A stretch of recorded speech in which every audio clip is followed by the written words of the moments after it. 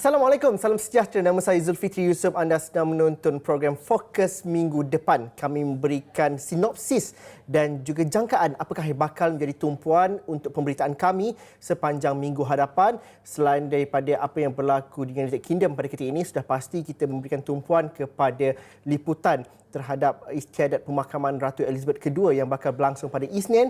Tapi di peringkat global juga penting untuk kita mengetahui satu perkara di mana ada penglibatan dan juga penyertaan Malaysia yang cukup signifikan di Perhimpunan Agung PBB ke-77 yang sudah pun membuka tirai pada 13 September lalu, di mana pendebat ataupun sesi utama debat pemimpin-pemimpin negara dunia akan bermula pada 20 September depan, di mana Perdana Menteri buat pertama kalinya akan terbang ke New York ke Ibu Pejabat Pertubuhan Bangsa-Bangsa Bersatu untuk menyampaikan ucap tama Malaysia. Dan di peringkat awani, kita akan menerbangkan Naila Huda, wartawan dan penyampai Astro Awani yang akan berkelana di New York nanti.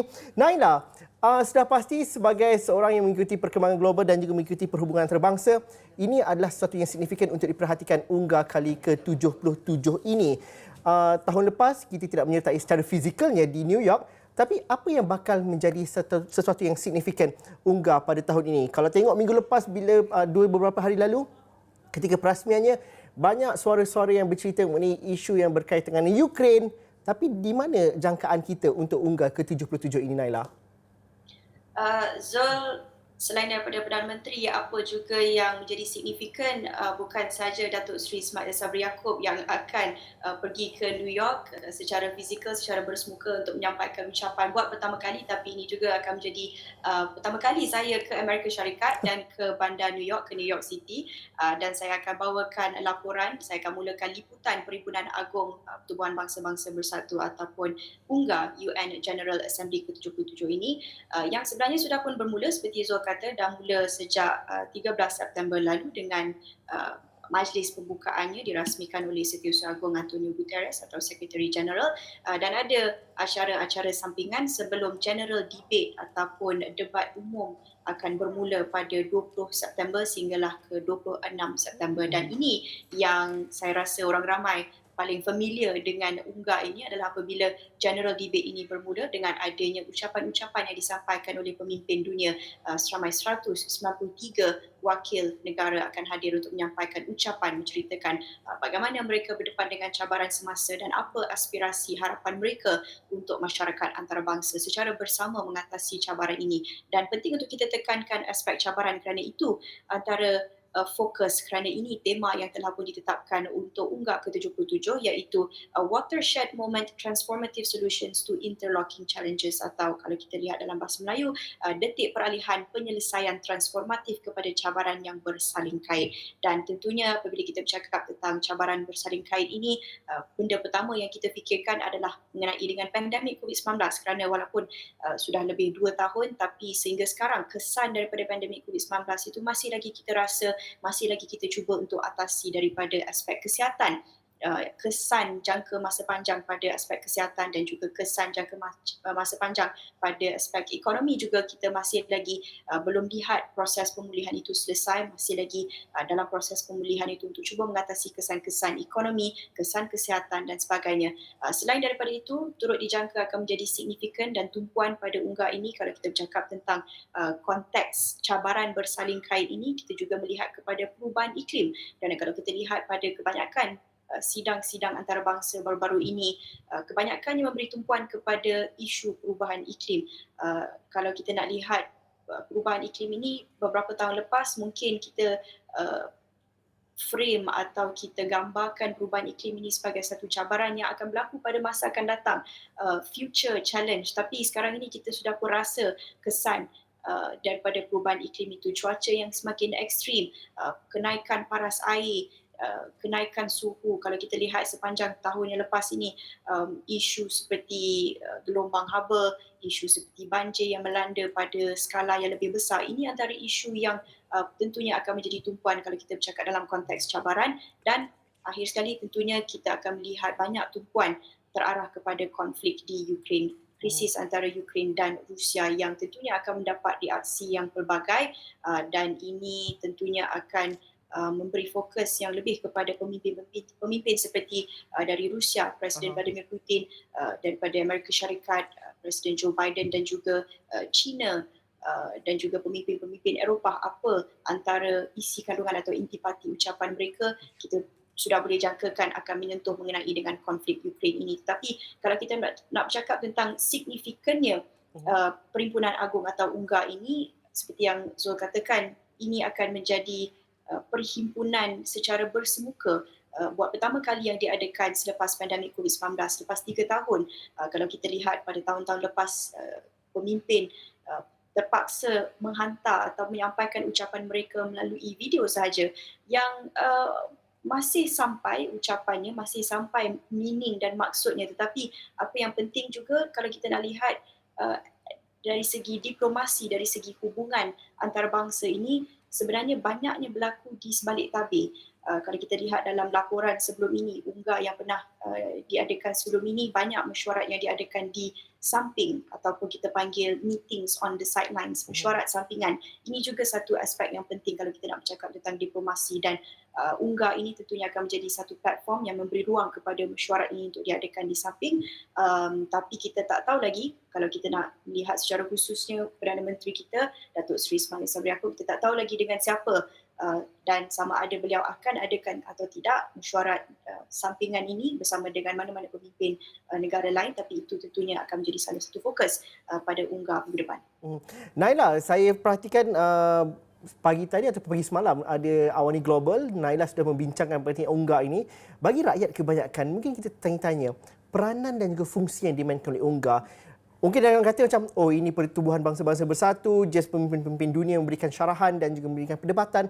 Signifikan dalam konteks hari ini. Mungkin Naila ada perkongsiannya dengan tetamu di Awani Global yang lepas. Zul, apabila kita bercakap tentang relevan, apa pentingnya, apa fungsinya UNGA ini sebenarnya satu soalan yang sentiasa relevan dan sentiasa dibincangkan, dan saya kira sebenarnya berasas untuk orang persoalkan sama ada penting atau tidak kita ambil kisah pasal UNGA, pasal PBB, kerana at the end of the day, apa sebenarnya hasil pencapaian daripada mesyuarat yang diadakan ini. Kerana kalau kita nak lihat apa yang sering dikritikkan apabila kita bercakap tentang PBB adalah apabila satu-satu resolusi itu diluluskan pada peringkat umum, pada peringkat general oleh 193 negara anggota PBB ini, kemudian ia dibawa ke Majlis Keselamatan atau UN Security Council, UNSC, di mana 5 negara anggota tetap ataupun permanent members iaitu Amerika Syarikat, United Kingdom, Perancis, Rusia dan China, mereka semua ni ada kuasa veto. Jadi apabila resolusi itu sampai ke tahap Majlis Keselamatan yang boleh dilihat sebagai majlis tertinggi di PBB ini, setiap negara ini boleh menggunakan kuasa veto untuk menolak resolusi atau keputusan yang telah pun dipersetujui sebelum itu. Jadi ini menimbulkan persoalan apa gunanya untuk beria buat resolusi, buat draft resolusi itu yang sudahnya boleh ditolak dengan kuasa veto. Tapi nak tak nak, PBB ini satu-satunya platform antarabangsa yang memberi ruang kepada setiap negara untuk menyatakan pendirian mereka dan apa pandangan mereka, idea masing-masing untuk mengatasi cabaran-cabaran dunia, kerana veto ataupun tidak itu masih lagi menjadi satu kenyataan dan itu menunjukkan pendirian sesebuah negara terhadap sesuatu isu. Terutamanya sekarang ini kita melihat berhubung dengan konflik Ukraine mendapat reaksi dan pendapat yang pelbagai yang berbeza dari negara-negara. Berbalik kepada apa relevannya UNGA ini, seperti yang saya katakan, selain daripada sekadar ucapan, penting untuk kita melihat kepada mesyuarat di sampingan ini memang penting, dan kita dapat jangkakan akan ada banyak mesyuarat yang diadakan, dan di situ sebenarnya pakar-pakar melihat banyak usaha diplomatik yang dijalankan, digerakkan apabila mesyuarat ataupun pertemuan 4 mata ini diadakan antara dua pemimpin. Selain itu, kalau kita nak bercakap tentang signifikannya, saya ada juga tanyakan soalan yang sama kepada Dr. Roy Anthony Rogers daripada Universiti Malaya yang juga senada melihat kepada platform PBB ini yang masih menjadi satu-satunya pentas antarabangsa buat seluruh dunia berhimpun seluruh kesemua 193 negara anggota. Mungkin kita boleh dengarkan sedikit apa yang dikongsikan oleh Dr. Roy. UNGA atau United Nations General Assembly merupakan satu-satunya organisasi di peringkat global yang membawa 193 buah negara di bawah satu bumbung, under one roof, yang mana mewakili setiap negara di dunia dan di mana mereka boleh berinteraksi dan juga membincang dan mendebatkan isu-isu semasa. Dan perlu kita fahami bahawa ia juga menjadi satu forum atau platform diplomasi untuk diadakan, kerana di samping pemimpin-pemimpin utama dunia berjumpa, berkumpul pada setiap September, setiap tahun pada bulan September, ia juga membolehkan para diplomat di setiap negara untuk berjumpa, untuk berbincang sesama mereka, dan banyak isu sebenarnya telah diselesaikan di kalangan para diplomat semasa mereka berada diunggah semasa persidangan sedemikian untuk membincang dan kemudian membawa balik kepada ibu kota masing-masing dan kemudian menjadi satu penyelesaian. So itu merupakan salah satu fungsi unggah.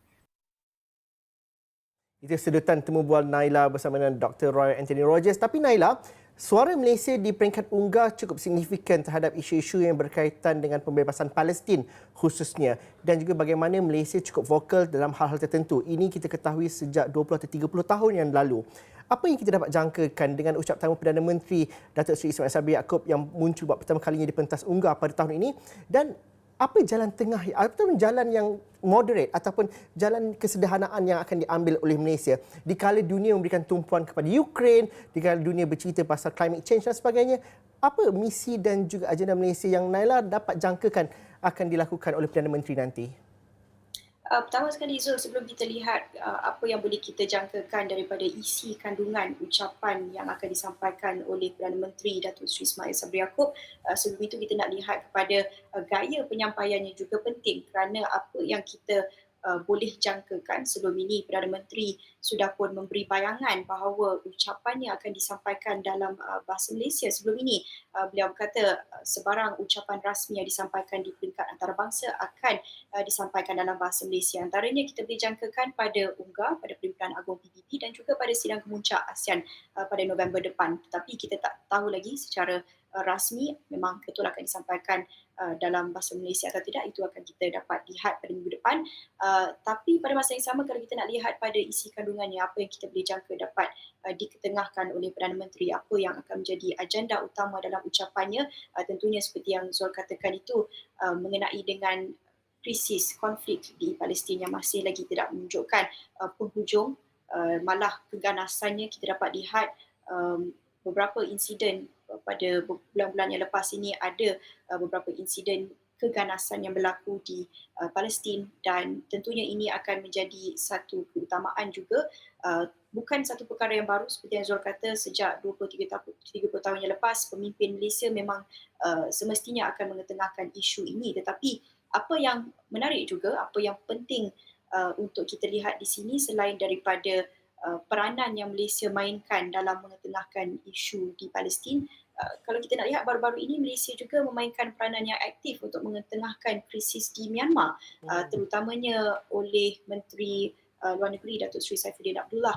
Baru-baru ini banyak menyatakan atau mengeluarkan kenyataan berhubung dengan krisis di Myanmar yang juga tidak menunjukkan tanda reda, malah telah banyak membuat kenyataan yang agak tegas terhadap negara-negara anggota ASEAN yang lain. Jadi kita boleh jangkakan kalau misalnya Malaysia tidak berpuas hati dengan perkembangan yang dibuat pada peringkat ASEAN, mungkin kita boleh jangkakan Malaysia akan mendapat sokongan daripada masyarakat antarabangsa di luar kerangka ASEAN. Jadi ini mungkin menjadi satu keutamaan dalam ucapan Perdana Menteri. Selain itu, kalau kita lihat dalam banyak ucapan Perdana Menteri di peringkat nasional juga, beliau banyak tekankan mengenai dengan isu inflasi, isu tekanan ekonomi yang rentetan daripada pandemik COVID-19, dan daripada situ kita juga dapat kaitkan berhubung dengan konflik Ukraine. Tapi sejauh mana Malaysia akan meletakkan diri dalam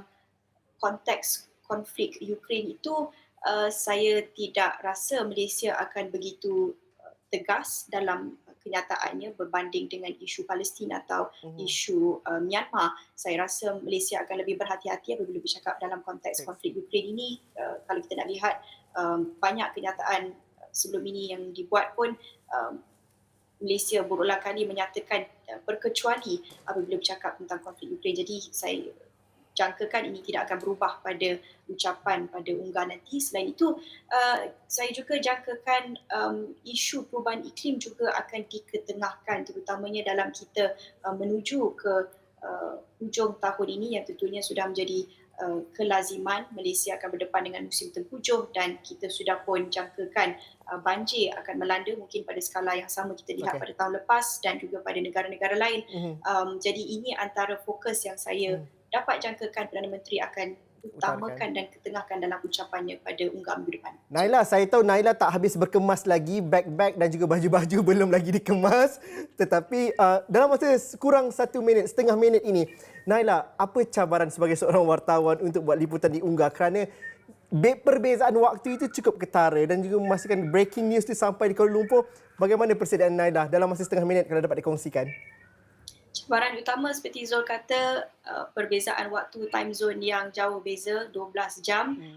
Saya rasa saya tak dapat nak buat live dengan Zul pada jam 5 petang apabila saya berada di sana kerana saya akan terpaksa bangun pukul 5 pagi nanti. Tengoklah macam mana kan. Tapi selain itu, cuaca saya rasa tak menjadi satu cabaran yang besar apabila musim luruh ini tidak begitu sejuk. Tapi selain itu saya kira satu cabaran yang saya jangkakan adalah aspek keselamatan, security measures yang kita jangkakan pada unggah ini tentunya akan ada kawalan ketat. Jadi itu tentunya menjadi satu cabaran dengan pandemik COVID-19.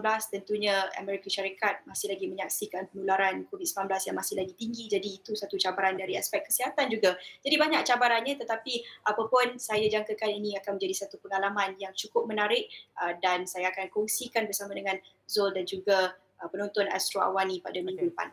Pastikan anda bersama dengan Naila Huda. All the best Naila. Have fun di New York nanti. Naila Huda akan membawakan perkembangan terkini di sisi Perhimpunan Agung Bangsa Bahasa Bersatu ke-77 dari sekitar 19 hingga ke sepanjang minggu hadapan. Istimewa kami bawakan dari New York nanti bersama dengan Naila Huda. Kami berhenti lihat seketika dahulu. Kita jumpa lagi selepas ini.